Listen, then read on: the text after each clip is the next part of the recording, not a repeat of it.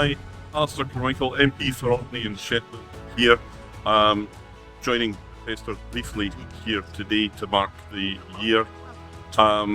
It's a tragedy that we're all still here doing this, especially as you see what is happening in the north of Gaza being exacerbated by what is happening in Lebanon and the growing tensions between Israel and Iran. None of this is going to get any better, and the suffering is only going to continue as long as the fighting continues. That's why the first step to any sort of solution to this, which gets more and more difficult with every day that passes, but the first step has got to be an immediate ceasefire by all parties. Only then can you begin to make things better.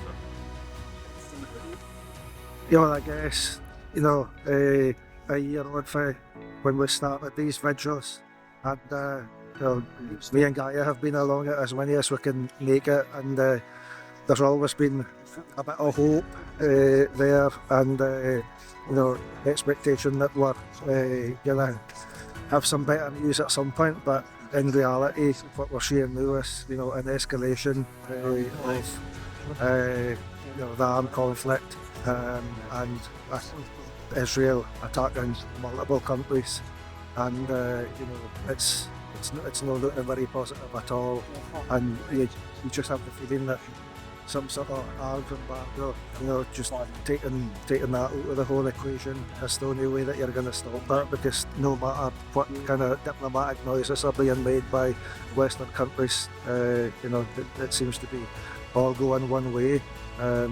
But I guess all we can do is keep turning out and letting folk in Palestine and Gaza specifically know that we're here and we're still making their plight visible.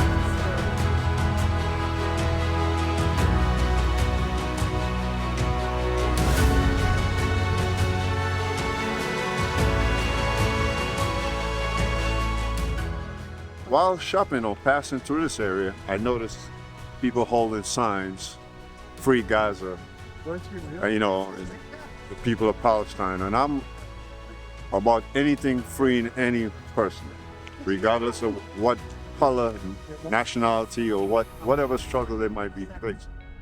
So I decided to hold this sign, even for a few minutes, while my wife is in the store shopping. She's shopping, trying to spend my money, and I'm here trying to make a statement so that the world can see that people need to be free. They need to understand that, when I look at this war, I'll tell you something. When I look at this war, it troubles me because it reminds me of when America dropped the bomb in Hiroshima. Several years later, they apologized. And several years from now, somebody might be apologizing to the Palestinians. But what devastation would have happened thus far? We need to apologize now and stop this foolishness so that mankind can be free.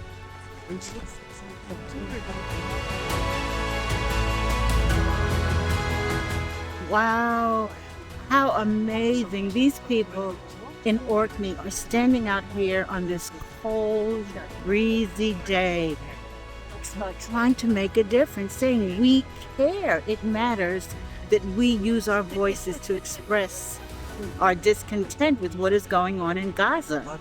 We just couldn't believe that you guys were out there in the cold like this. We're so proud of you and grateful for your voices. It's so important to know that people all over the world care about Gaza and are standing up for what's right in this world. So thank you very much. It's my pleasure to be here, to meet you guys, and to experience your wholeness. It's a good thing. Thank you.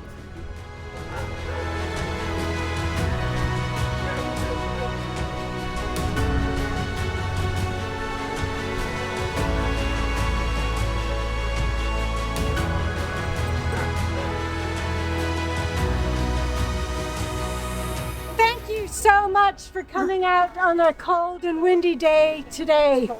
As you will probably know, today marks the year anniversary of these vigils that we've held in Orkney every week for a whole year. So it's just fabulous to see so many people still coming to show your solidarity after so many weeks. We certainly see that the situation in Gaza is going from bad to worse. I heard that it'll take 80 years to rebuild Gaza at a cost of about 80 billion pounds. And 800 people have been killed in the north of Gaza just in the last 3 weeks, with many more missing under the rubble. So we do need to keep doing everything we can to try to stop this. We had Alistair Carmichael here today, and he's offered to meet with us in a couple weeks just to see what more he can do in Parliament to try to stop the carnage. We are asking always for the same things: a ceasefire, permanent and immediate, the entry of unprecedented amounts of humanitarian aid, the release of hostages, and of course, in the UK, people are also wanting the government to stop selling arms to Israel, because a lot of the arms are British or certainly American. So these are the asks that we are still making a year on. But anyway, thank you so much for coming, and we will be here again next week unless there is a ceasefire. And I would just like to hand over to Brian now, because he's got a few things to add.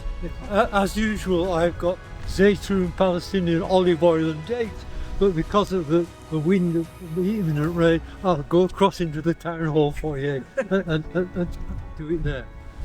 But yesterday, my daughter received an email from a guy called Richard Gorman who lives in Dundee, and he's a kind of a low-key singer-songwriter, and he's written a song called WCNSF.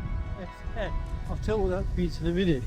Basically, what he says is, the lyrics of the song take the point of view of a Gaza medic who has to complete the paperwork at the end of another monstrous day, writing and rewriting the same time-saving acronym, WCNSF.